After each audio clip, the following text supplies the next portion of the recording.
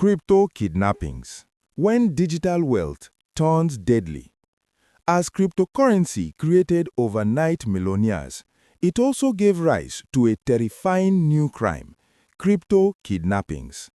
In this episode of Black File Evidence, we investigate real cases where victims were abducted, tortured, or threatened to force the transfer of digital assets, often leaving no physical trail, only blockchain transactions.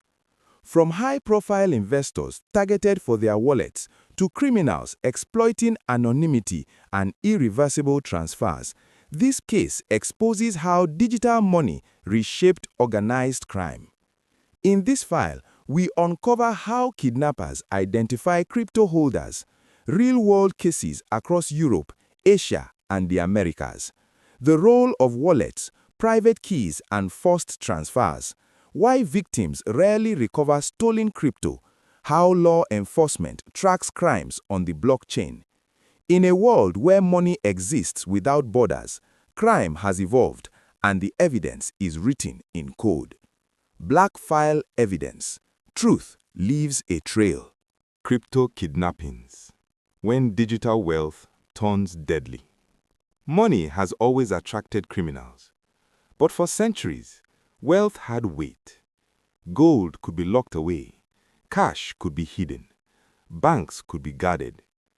Then came cryptocurrency. Invisible, borderless, instant. And with it, a new kind of crime. Crypto kidnappings. No vaults to crack. No armored cars to stop. Just a human being and a private key. And this file reveals how digital wealth turned into a death sentence. The new target. In the early days of cryptocurrency, investors feared hackers, malware, phishing scams, fake exchanges. But criminals quickly realized something simpler. You don't need to hack the blockchain if you can break the person holding the wallet. Crypto holders began advertising their success online: luxury cars, watches, mansions, public wallet addresses shared for credibility. To organized crime, these were not posts, they were target lists. Unlike bank accounts, cryptocurrency transfers are irreversible, immediate, often anonymous, and most importantly, there is no customer service number when someone forces you to send it. How crypto kidnappings work. Crypto kidnappings follow a chilling pattern. First, identification. Victims are found through social media, conferences, or leaked databases. Second, surveillance. Criminals study routines, homes, family members. Third, abduction. Victims are taken from parking garages, hotels, or even their own homes. And then comes the final step. The demand is not cash, not ransom bags, not bank wires. The demand is simple. Give us the private keys. Victims are forced to unlock phones, access wallets, sign transactions under threat or torture.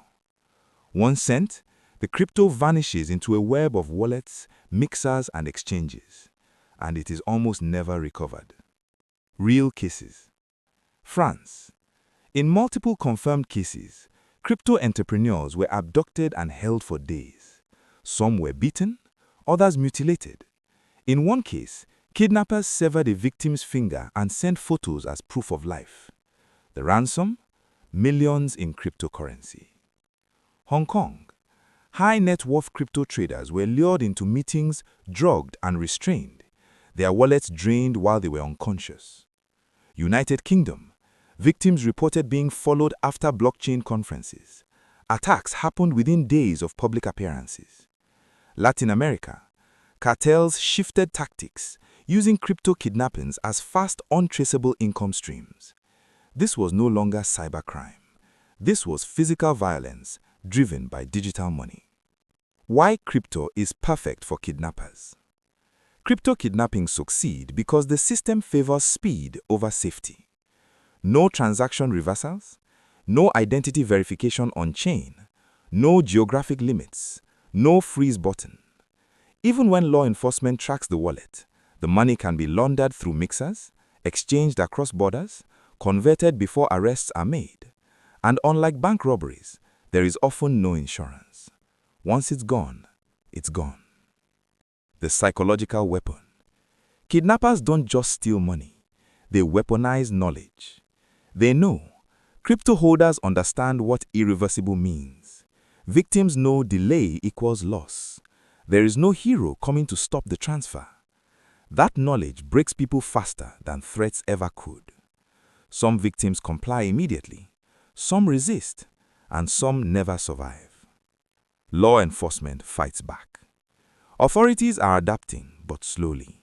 Special blockchain units now track wallet movement in real time, monitor exchanges for sudden conversions, use metadata and human intelligence, not just code. In some cases, kidnappers were caught after the crypto was moved, but before it was spent. Yet, recovery remains rare. The blockchain remembers everything, but memory is not the same as justice. The silent victims.